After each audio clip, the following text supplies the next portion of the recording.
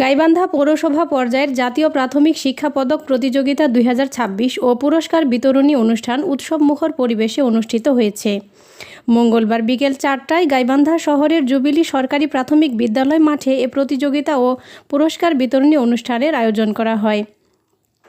গাইবান্ধা পৌরসভাস্থ 17টি সরকারি প্রাথমিক বিদ্যালয়ের শিক্ষার্থীরা এতে অংশগ্রহণ করে।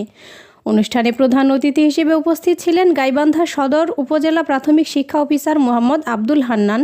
বিশেষ অতিথি হিসেবে উপস্থিত ছিলেন সহকারী উপজেলা প্রাথমিক শিক্ষা অফিসার মোহাম্মদ শহীদুল্লাহ।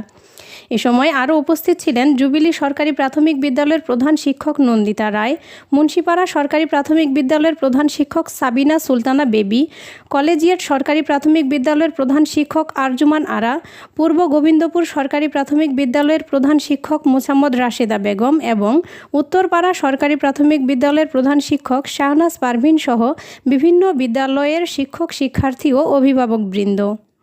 আয়োজক সূত্রে জানা যায়, 40টি ইভেন্টে অংশ নিয়ে বিভিন্ন ক্যাটাগরিতে মোট 120 জন শিক্ষার্থীকে পুরস্কৃত করা হয়। অনুষ্ঠানে বক্তারা বলেন, জাতীয় প্রাথমিক শিক্ষা পদক প্রতিযোগিতা শিক্ষার্থীদের মেধা, মনন ও সৃজনশীলতা বিকাশে গুরুত্বপূর্ণ ভূমিকা রাখছে।